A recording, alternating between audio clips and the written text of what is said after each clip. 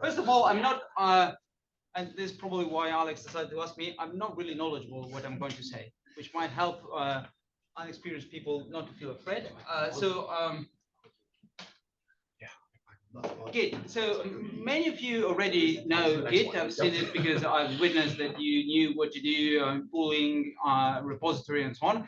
In case you don't, so the principle is that there is this repository that either Antoine and Alex created with all our files, and of course these can get updated from time to time.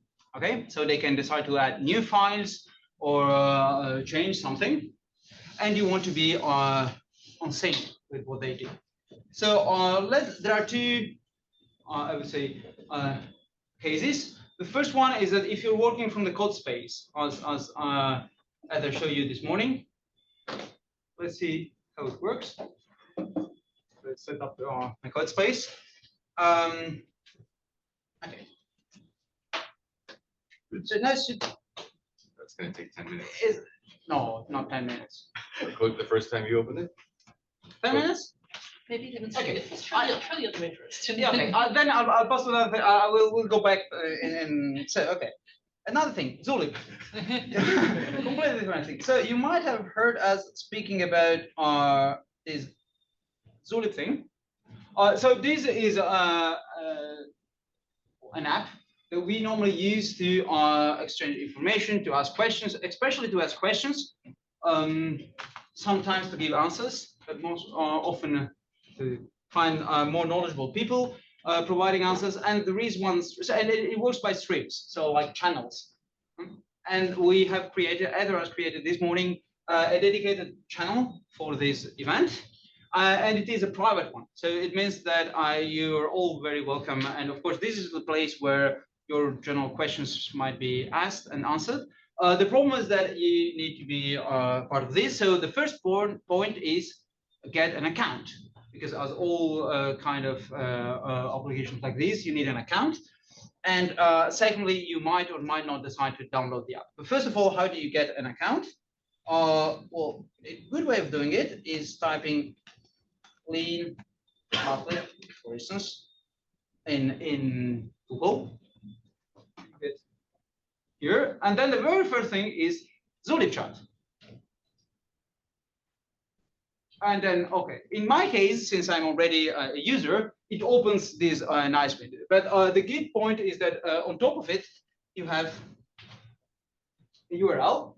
And if you go there and you are not a user yet, well, you go through the usual process of, create a namespace, give me a password, and so on and so forth. And once you have all these, then you will be in shape to contribute to this. Now, of course, the problem is that, as I told you, this is a private channel. And so once you have an account, you should write a private message, which you do here, direct messages, to either of the people on the edge. Exactly. One of these 5 people, which are basically the people around here. And you just like, for instance, you can pick Antoine and you say, well, you can write in French, but you can also write in English. Guys, please add me. And then we work on this, okay? And because you need to be invited. Okay, but this is really cool, both because it works on very well with lean code. So if you want to either write us or someone else, why is this not working or something like this, it has a very nice infrastructure to treating lean code. And also because you will see many other messages passing around, and it might motivate you to run away from the community, or better, to join the community. Okay? And of course, again, if in 5 minutes you completely forget what I've just told you, come and we'll be happy to help you setting this up. Now, so the beauty is you don't need Zulip for the next 2 weeks because you have people around. But once you're no longer in a workshop with lots of people who are doing lean, you're going to want to join Zulip. And even also during the the good thing, workshop, Zulip can be helpful. Like if you want to do something on the free day, you can post on the private Zulip that we have and say anyone want to do X or something. So the social things, it can be even helpful during this week. and also, of course, if we want to share a long URL for something, rather than trying to spell out ATTRU do something like this, well, you just copy, click, and then it works. So it's mankind invented writing systems for a reason. Okay, so here we are. So it seems it's working. Yes. Okay, so there is one idea which is pulling. So pulling is the process of getting updates on the files that are in your repository.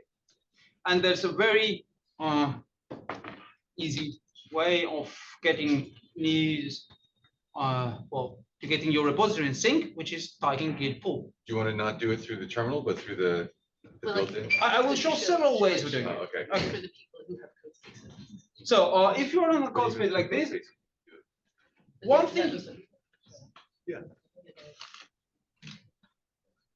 one thing you can do is simply go here. This symbol is for git, and from here you can click on the three dot and you can click pull.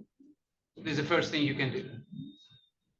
Another Sorry, alternative. so what will that do? That'll Oh, yeah. pull from, Exactly. It pulls from, yeah, I'm sorry. Yeah, exactly. The whole point. So the idea is that there is this repository where the three of them are putting all their results. And then Antoine, for instance, just told you at the end of his lecture that he entered some new exercise or something, and you want to get them. Okay.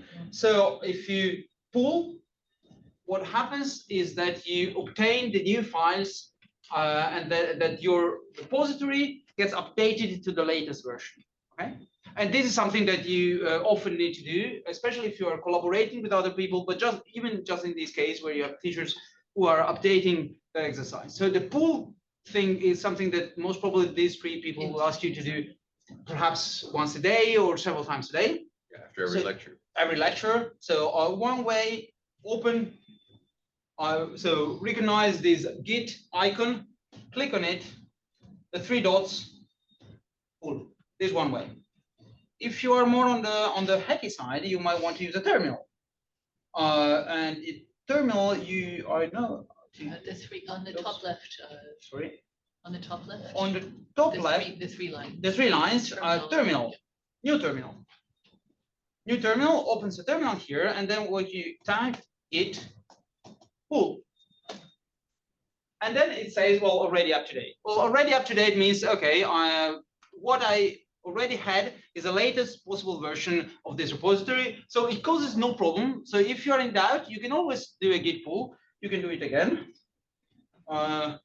It's not very addictive doing it. So it's not really a problem. So you can keep on doing it as much as you want. Another thing it might happen is that you have decided to download the Git repository locally, so that you have a copy of these on your computer. And if this is the case, well, you probably have a terminal like this, and you do the same thing. Now, I suppose that, can you see here down? Do you scroll or no? So let me do. Okay, so in principle, I would expect that now something happens because I haven't pulled locally after Antoine's lecture. Yeah, exactly. So what happened after my git pull? Of course, you don't have to read it. But the point is that you see all these files, they have been updated after last time I pulled, and so now they're perfectly updated. And indeed, if I try git pull again, now nothing happens anymore. So this, I think, is the point. Git is probably not extremely welcoming to people who come to this for the first time. At least when I discovered it, I wanted to just say, why don't we just copy and delete things? I mean, the trash bin was a great idea. No, I mean, copy paste. But at the end of the day, it's useful. But please feel free to ask questions to all of us. Other things. Do you have questions? First of all. Yeah, sorry. Push. No, it's how not to merge. If you modify the file, Oh, and then what happens? You should show an example. Modify your file, try git pull, and yes, good point. Well, but we will never, we're not gonna add files that are on top of the existing file. We'll So always that make should new not files. happen. This should not happen. Yeah, Yeah. let's keep it simple. But let me. no, but, I still want to show the error. So that in case it happens, they have to scream. I don't propose a solution. I just Is that a space somewhere?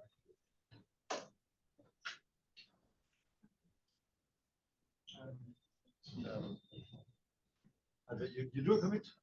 Oh, the commit is No, if you more do a than. commit, it's yeah. it's automatic. I know. Yes, are you on a branch? Why? I should have complained. Maybe not because it didn't change on server.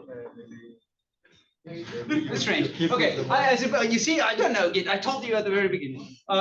In principle, I was awaiting an error. But what can happen when you write git pull is that you get an error because in principle it should not happen, but some files online might have diverged from your local version in the sense that you have modified them.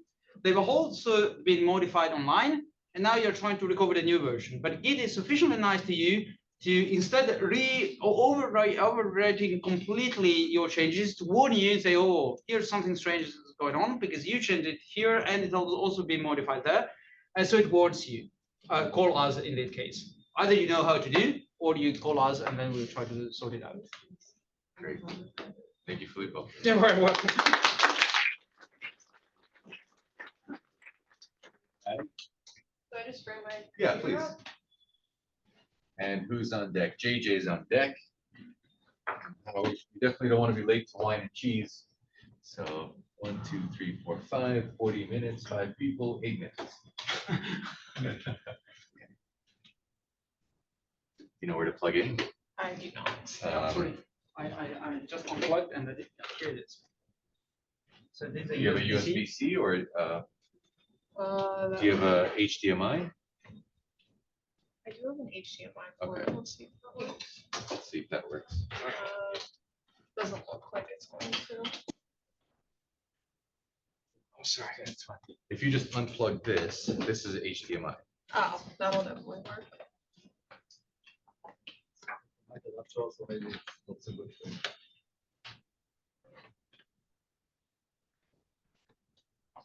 That did something. So just give it a second. Beautiful. Okay, take it away, Maddie. Okay, so we were working on showing that a sequence that was defined by s sub 1 was root 2 and s sub n plus 1 was equal to the square root of 2 plus square root of s sub n. So I've defined it as a non-computable definition up here. The natural numbers in Lean start at 0, so we define 0 to be square root 2, and then the screen goes blank. No, I think it's because Oh, my bad. Okay, cool. And then we send n plus 1 to the square root of 2 plus square root of s sub n, just how it was defined in the textbook. And then Filters. I didn't do much with this. We weren't quite sure how to use the fact that like a bounded monotone sequence converged with what they had in Mathlib. There was like a bunch of stuff with filters that looked like it was related to what we wanted. So we figured we would start with just proving the hypothesis that we needed, and then we'd come back to the statement of it. The open scope topology was just so I could get that fancy end, but we really didn't do much with that part at all. But the I'll first, explain tomorrow what filters are, because okay, a lot of people haven't seen. okay. Yeah, I've only recently like seen them myself, but anyhow, so we wanted to, part of the proof that they told us in the textbook was to show that the sequence was bounded above by 2, and we also showed that it was bounded below by 0 for all n. So since we have our for all n, we intro our natural number n. And we have two goals here, that 0 is less than f sub n and that f sub n is less than 2.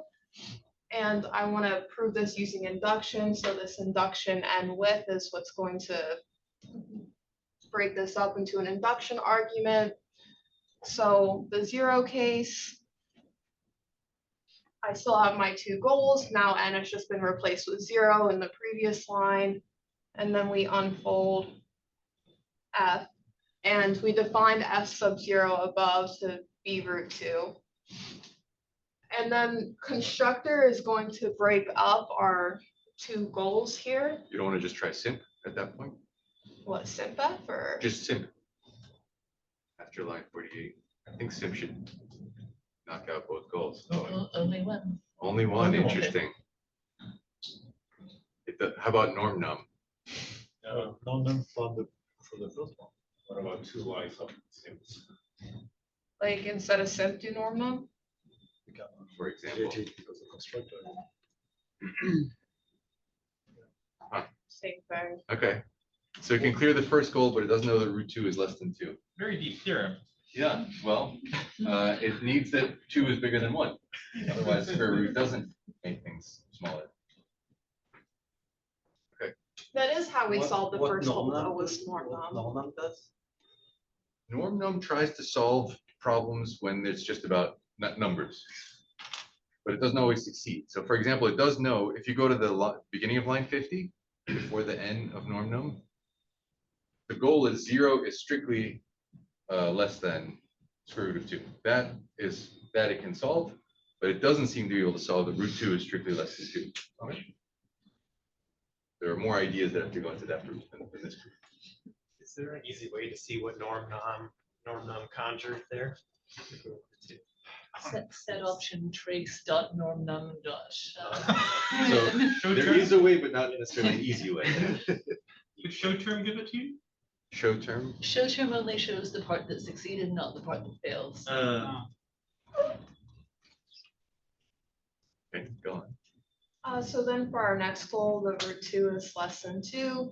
So we refine this square root less than square root underscore less than prime. And the NPR tells us we're going to use the backwards direction. And then it breaks it up into two goals because I have these question mark underscores. So what's the first that we need? 0 is less than 2. That's our HY. And then we need that 2 is less than 2 squared. And I just solved both of these using linearized, and then that was it for the 0 case. Non-num. Excuse me, what does the refine keyword do? What's the question? What does the refine keyword do? Refine. It works pretty similarly to apply. I think I could have done this as well with apply and just did underscores and solved it the same way. For the most part, I found that where apply works, refine works. Refine is like exact, but you don't know all the answers yet. If you know exactly what's going on, then you just say exact. And if there's some bits that are holes, you say refine and leave the holes. Do rewrite. So that, yeah. But so the question mark underscores are holes to be filled in later. Thank you. And then with apply, I don't think I even need the question marks. Right. Apply automatically. Some question. And then Would non-num solve the instead of linear?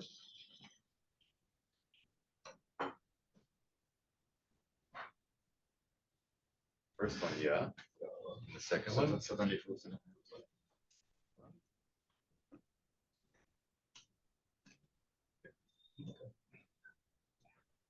And then one could.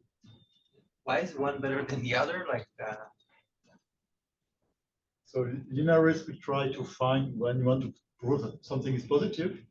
It will try to find a positive linear combination of the stuff that you have in the assumptions, or possibly other assumptions so that 0 is more than 1. And to build the proof of what you want, non-num will just compute and observe that just by definition of 0 and 2, 0 is smaller than 2, and definition is smaller. So it's less intensive in some sense. You have a really big proof, you want to use the weakest tactics that'll allow you. If we had to pay for the computer power or electricity or the water that we or the cooling of the building.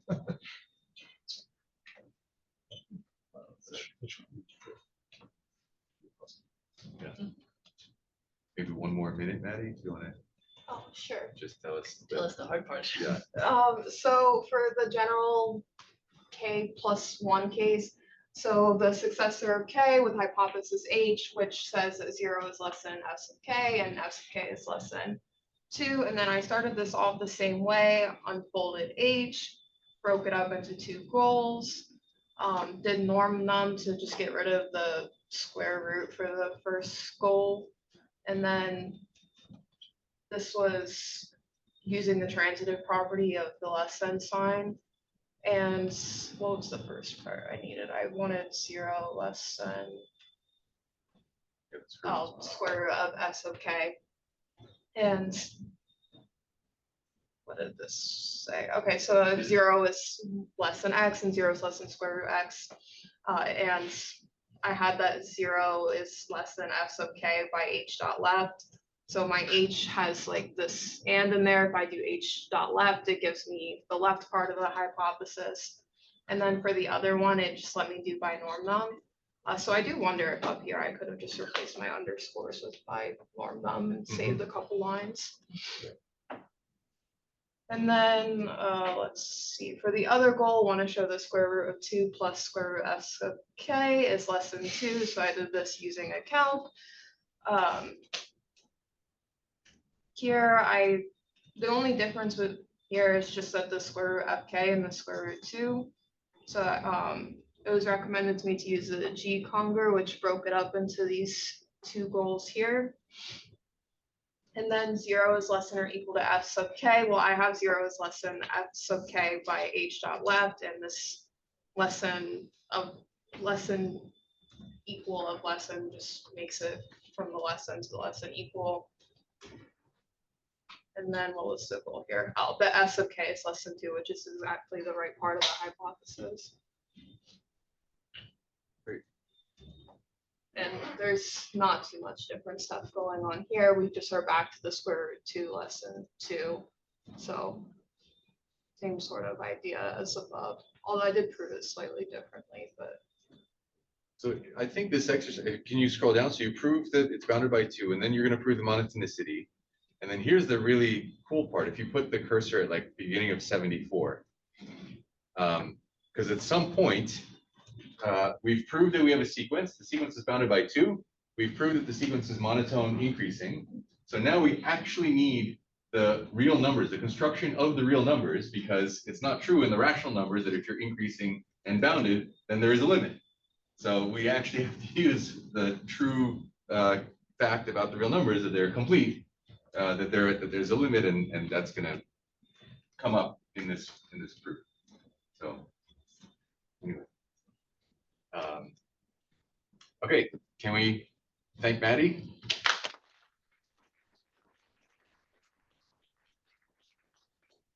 AJ is going to tell us about the number theory exercise. And Max, you're on deck.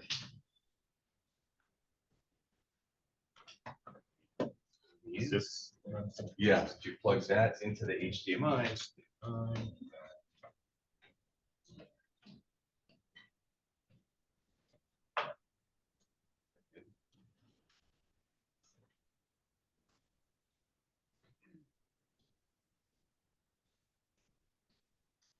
And this will not be posted, by the way. so Only the lecture. I did number theory exercise 1, and I'm pretty new to Lean, just like a lot of you, and so I would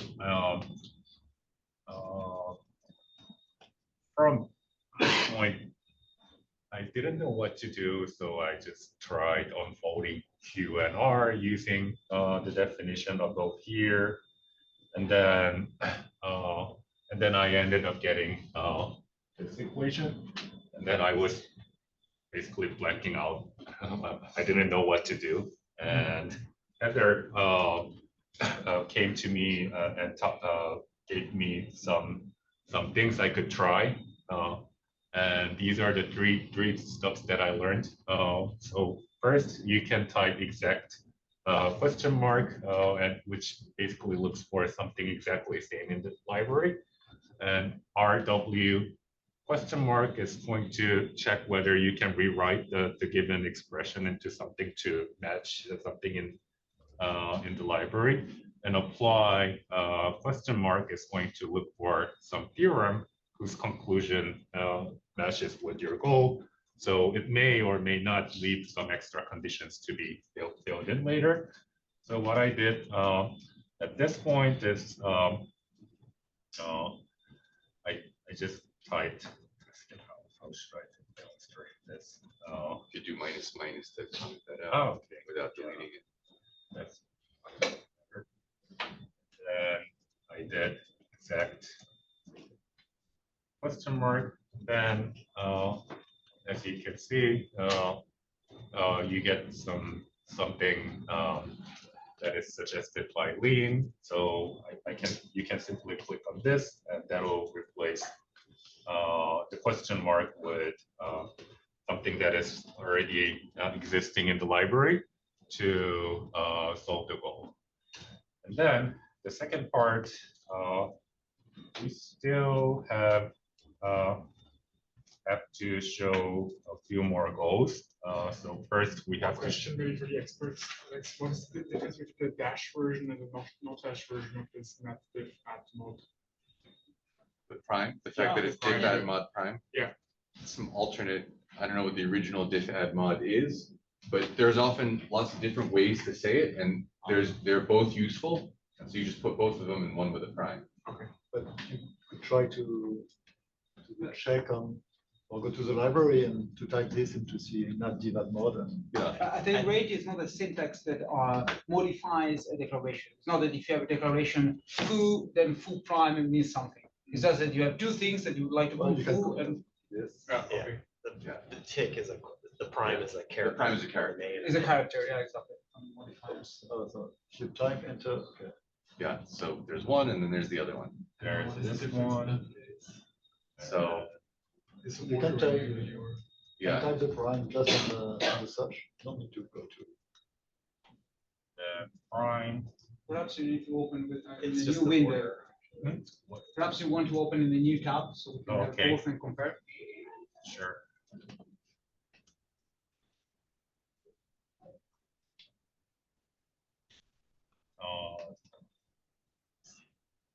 they're very similar statements. Somehow cosmetically. And let's look at my side. Where did it go? So you can type on the, so the other thing you can do on the search, Exactly. but you don't type enter. So now you click on, you don't, Yeah, just click and on you it. click and you want, It'll if jump you right just to go it. there. Yeah, but Beautiful. now we're supposed to same. Sorry. So just click on it. Click on this one. Okay, now we Now we can see the two of them. They're both about natural numbers. okay, the So it's ordering multiplication in this order. case, right? It's just ordering. Yeah, just order. order. multiplication. Just the ordering. So at some point it was Yeah, no, useful makes to have the two. Yeah. Okay. So. Could have been mul something. Yeah. And one is mul div at add mod, and the other is div mul add mod, and both could have this name. But if we make the change, it means that maybe 2,500 times in Mathlib we have to make this modification, and maybe it's not worth. And for the next goal, I just did the same thing. I onboarded R and then tried refine question mark, and then it suggested net.mode LTA, and that left some subgoal which is b greater than 0, and then I again used like exact question mark to do this. And then for Could you show us on line 28 that you try to do the refined question mark or exact question mark? Okay. I think there is something important for people to observe. Maybe it's exact question mark for your Just give it a minute, I think it's, Maybe it's apply question. Doesn't exist. Yeah, it's apply question mark. yeah, it's oh, apply. apply question. Because here there are probably several suggestions. Yeah. Here's something. What's happening? It just takes a minute. It's still running. It's Ah, called- okay. It's code spaces running on Yeah, it goes back to something Microsoft servers. in Alaska and then comes there and then comes back. People are fast.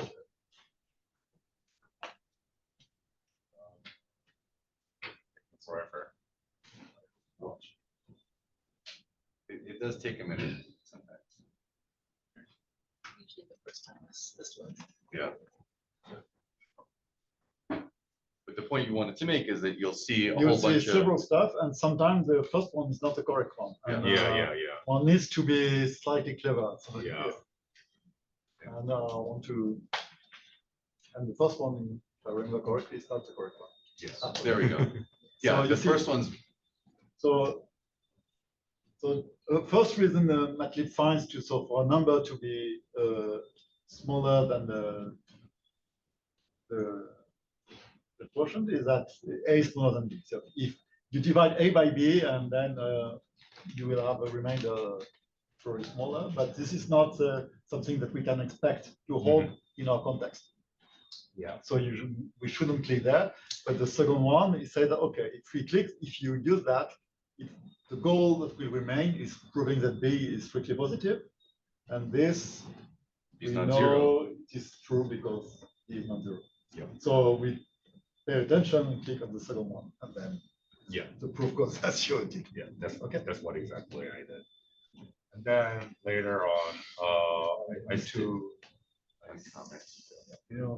to solve the equation regarding GCD. Well, and then so the first thing I did was to unfold R, and then I thought maybe there is something that exactly looked like this. So, but then apply question mark and any other things didn't actually show me anything meaningful. So I just drove the entire code into Gemini, and then it suggested simply using something like this. But then this doesn't even exist. Like so, but I thought maybe net.gcd is something that may exist. So I just went into the Mathlib directly and then searched for net.gcd. And then I realized that net.gcd's underscore RAC is exactly the same expression that I want to use. So I tried to use it, but then it didn't directly convert things into the form that I wanted. So the issue was that the multiplication was, I mean, the a.gcdb was replaced by b.gcda. So I had to swap it, and that's why Alex suggested me using commutativity of GCD operation, which is net.gcd com ab, and then after applying this, I only had to show that b.gcd ab is equal to I mean, I had to reiterate this again, and then after that, I cleared all the rows and things are. Can you try to comment the unfold R on line 32? Unfold almost always you can comment. It's not for lean, it's for us. Yeah, exactly. That was exactly Yeah. the point I wanted to make. So that as you see, it works perfectly. So the problem is that we on line 33 now, you have R, And if you look at the definition of R, you don't have it. It's R is a natural whose definition is dot dot dot. So very often one feels that unfolding R does something because indeed it helps you understanding how to go. But for lean, this is completely useless because under the hood, that you unfold or you don't unfold it, it doesn't make any difference. So Lean knows. Sorry. Lean knows the definition. Lean knows the definition, although it's not writing it in the info. So this doesn't mean that you should not use unfold if you still prefer, but just that very often it has no effect, like in this case. Thank you. Okay, thanks, JJ.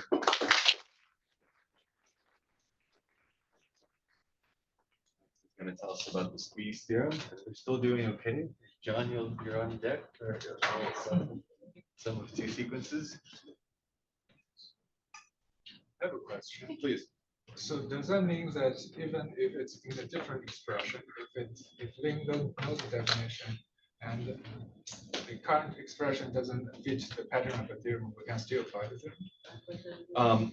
No, it does have to match the expression, but just what it shows you in the info view might not be what it actually knows to be the case inside under the hood. So when Lean is showing us R, it knows what R is, even though the info view isn't showing us what R is. Yeah. So the unfold helps us, but it's not necessary for Lean. Okay, thank you. Take it away, Max. Okay, so this is just the squeeze theorem. So I'm kind of not really. I just started with the definition that Alex gave. So we define the limit of a limit of a sequence in this following way. So A is the sequence. It's a function from. Can you hear Max in the back? Can you hear me? Do you want to put the microphone? Oh on? yeah. Where is it? It's the little Does thing, this right? work? No. Oh yeah. You Does this work? maybe. Okay, it works. Okay, so I define this limit of a sequence, right? A is a sequence. It's a function onto R. L is the limit. This is the definition Alex gave us.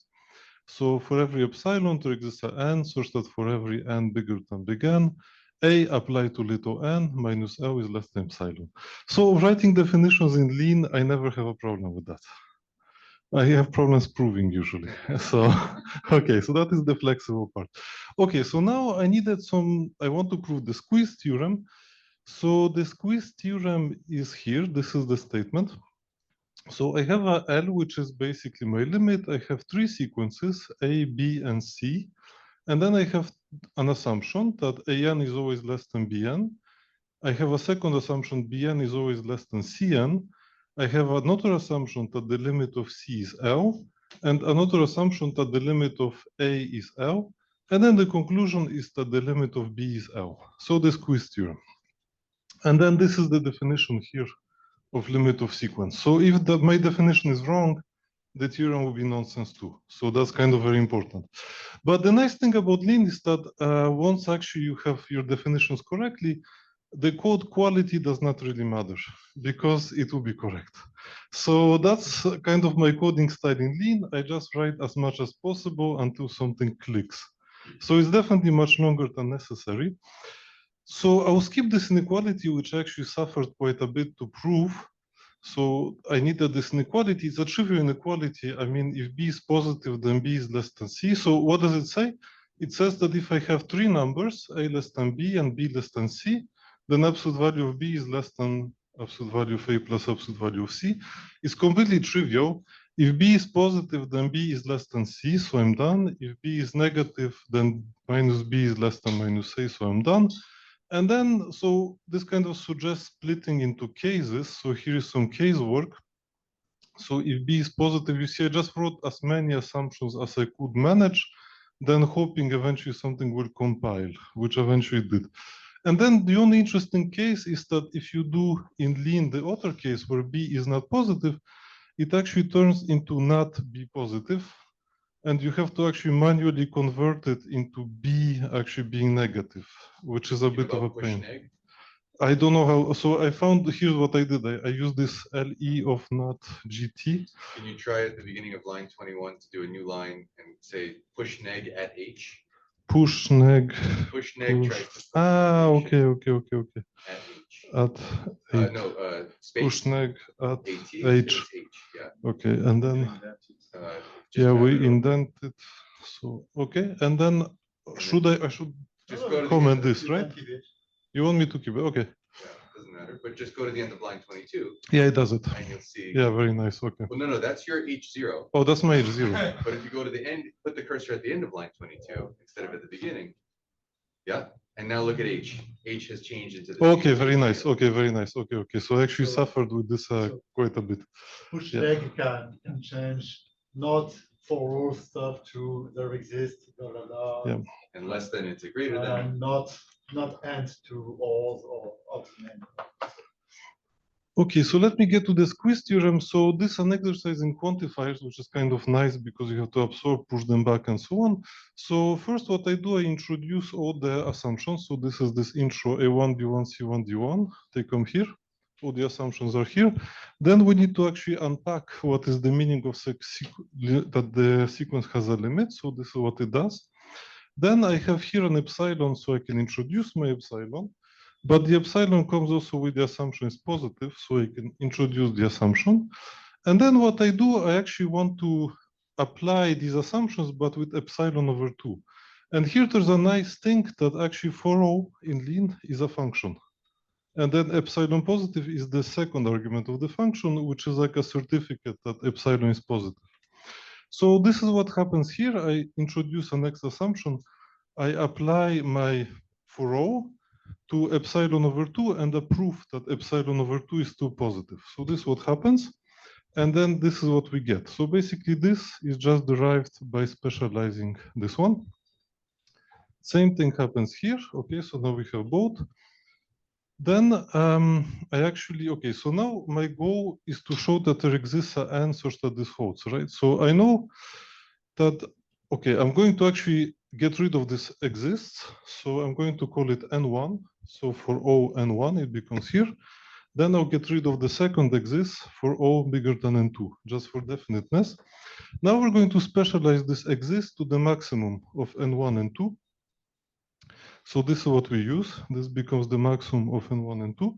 And now it becomes kind of clear, right? I just want to combine this and conclude with this.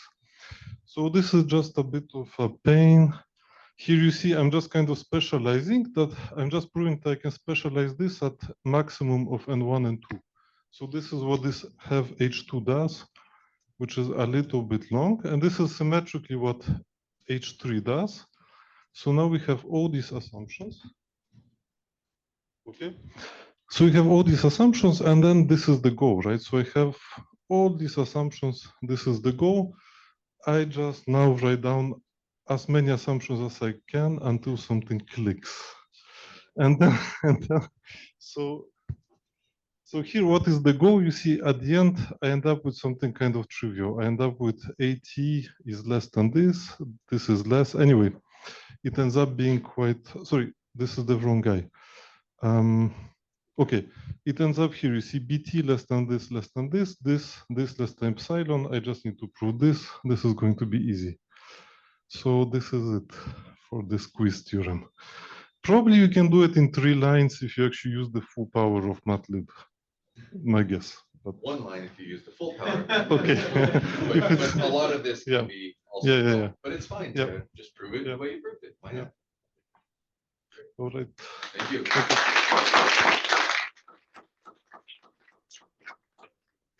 You shouldn't have to go to epsilon over 2, right? No. No. So, He but pointed then out you there's a have to better worry proof. about positive and Yeah. negative.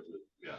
But you know, we always just, instead of max of BC, AB, we always just write plus A plus B as analysis. So, Yeah. And then we solve those. Yeah.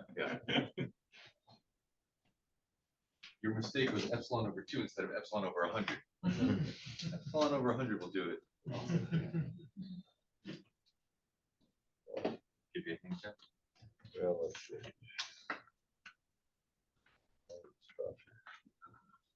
Go ahead. Oh, yeah. Plug this in to here. This here.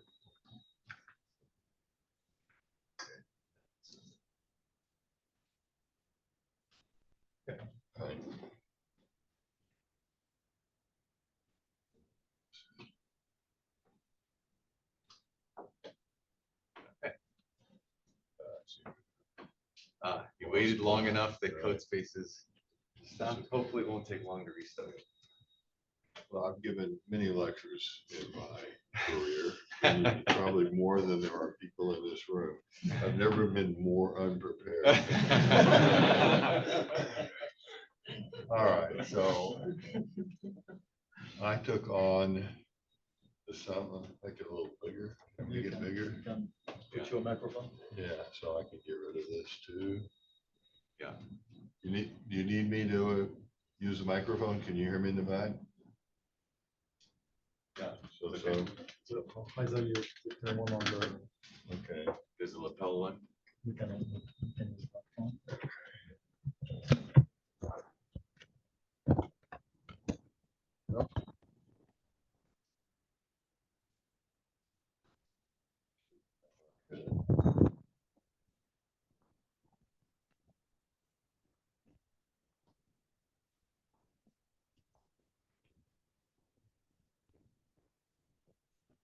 Is that all right? Does that help? Great. Let me see if it's maybe I upside think down. it's upside down.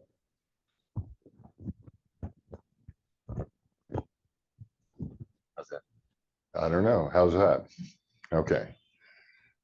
So I decided to try to prove that, find it out. If you have two convergent sequences, then the sum of the two sequences is also a convergent sequence and converges to the limit. So here's my theorem. Can you read it, or do I need to? No. So Can you put the everyone see it? green, make it full Yeah. screen? You know, the green dot, the top left. Oh, yeah. All right. So there it is. Sum of convergent sequences is convergent. So we have two sequences A and B and two limits L1 and L2. And the hypothesis that A converges to L1 and B converges to L2. Then we form the sum sequence, fun M, and we want to show it converges to L1 plus L2. So we introduce HA, the statement, the hypothesis that sequence A converges, and HB, the hypothesis that sequence B converges. We also introduce an epsilon together with the hypothesis epsilon is positive. And here we do divide by 2, and I think we need to, or at least something. We have to divide up epsilon. So we have the epsilon sub 2, which is that epsilon over 2 is positive. This is by linear arithmetic. So then we obtain an N1 and an H1. N1 is a natural number. H1 is the hypothesis that the sequence A is within epsilon over 2 of the limit, and likewise into H2, similar hypothesis. We take N to be the maximum of N1 and N2, and then we introduce little n, which is, and the hypothesis that little n is at least, is the greater than equal to the maximum of N1 and N2. And then we calculate, straightforward calculation, rearrange. We're trying to calculate the difference of the nth term in the sum sequence minus the sum of the two limits. We rearrange the terms by working in a ring, and then we break the inequality, the absolute value, into a sum of two absolute values by the apps add. And then we have the first one is less than epsilon over 2, and the second one is less than epsilon over 2 by things we'll talk about down here. And then the sum of those two, again, by computations in a ring, is epsilon, and we're finished. And these 2, 3, 4 things, 5 things tell us why the first inequality is, the first term is less than epsilon over 2, essentially because N1 is less than N. And similarly for the second one, and then we have the two inequalities, and then we add the inequalities. Great.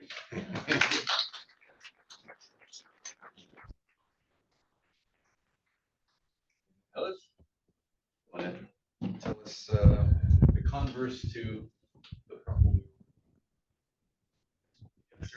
We're seeing type. It's not type.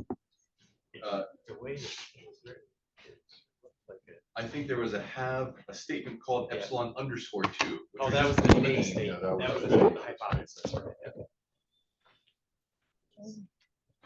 Name it whatever you Yeah, want. that's the They're hypothesis. only Yeah. used Oh, absolute. There's the You have HDMI? Yeah. HDMI, you just unplug the Oh, white right. thing, That's The the name of- name and of it's that HDMI. The name of the type of that was positive.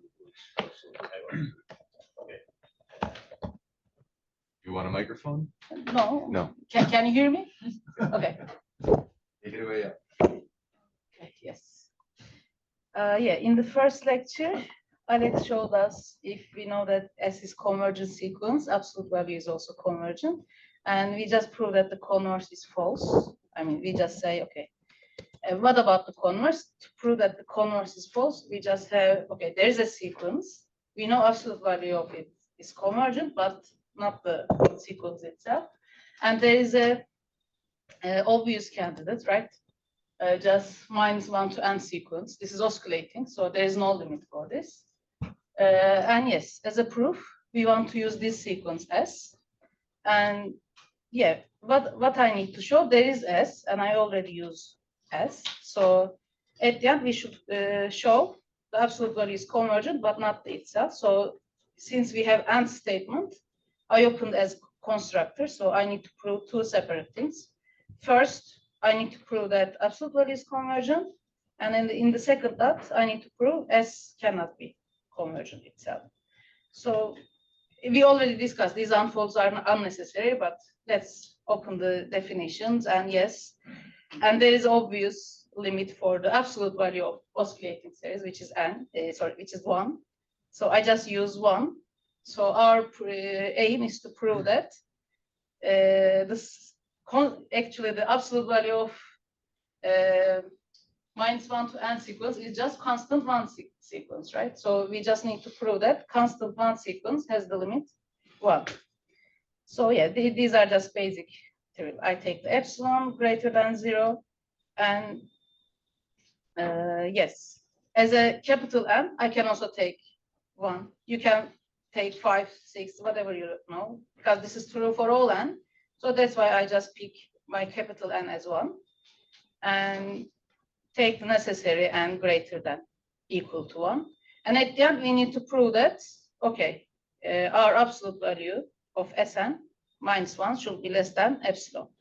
But there are two choices. If you prefer this just sim S, it follows everything, because at the end, I know this expression is just 1 itself, right? Because we have absolute value of -1 to n, which is always 1, but 1 minus 1, which is 0. So if I simplify everything, at that I need 0 is less than epsilon. So either you can just use the sim S as a single command, or you can just unfold the definition of S, then sim only to work with the definition. I have fun notation here, but if I use sim, I just omit the function definition. Then I just call a bunch of lemmas about powers, absolute values, and subtraction, just to get that the whole expression here is the same as 1 minus 1, which is 0. So this is the same as showing them 0 is less than epsilon. But I already have the proof, epspos. I just call the term itself. So the trivial part is proving that absolute value is absolute value of the sequence is convergent. What about the S is not convergent itself? So again, I just simplify the negation. If I have negation, yes, I just assume there is no limit. So for any limit candidate, I need to prove that the limit of sequence cannot be this L. So I just introduce an L and show that, okay, unfold the limit definition. And I need to show that S, the limit of S cannot be L. So again, now I assume this is correct. I assume S has limit L. So my aim is to achieve a contradiction because of this negated statement. I assume the contrary. And now my goal is to prove something false. So at the end, I just need to provide a contradictory statement. I mean, P and not P. I should find something like that. Okay, so since this is H is true for all epsilon, I just take epsilon as 1. And yes, at the end, so at this point, I work the limit definition taking epsilon as 1. So my assumption is that there is a capital N such that for all little n, we have Sn minus L is less than 1. Recall Sn still minus 1 to n. So I assume this thing. So there is such an n. So the rest is just achieving a contradiction. Omit these 4 and sim part. This full definition just create the 2 inequalities I will use to achieve some contradiction.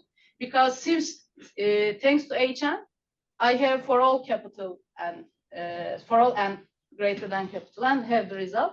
So I just take 2n as double because I mean to achieve an even number bigger than capital N, I just take 2 capital N and plus 1 because and this we have even and odd numbers, so I can just work with Hn to achieve that 1 minus L, absolute value of 1 minus L is less than 1, and same for the minus 1.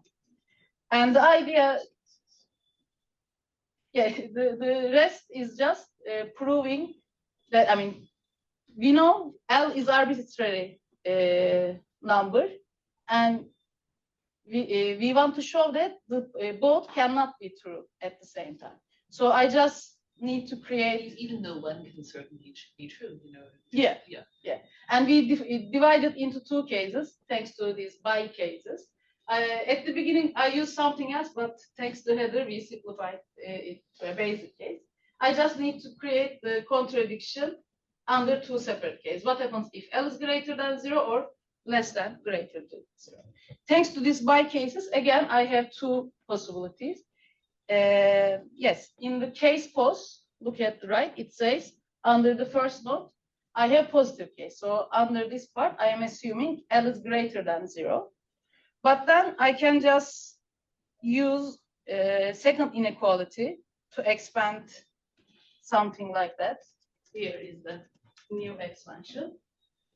And yes, if I know that L is greater than 0, I can simply prove a contradiction because L is greater than 0 and simplified second inequality says L is less than 0. So just call it linear, I can achieve this contradiction. And again, just using the linear, I can, this second goal is by the case. So I can just simplify again using the linear. And same for the other case, if I know that L is less than 0, and I am using the same trick on the first inequality. And so that's how we achieve the contradiction. So that's why S is not convergent, and we are done with that. Thank you.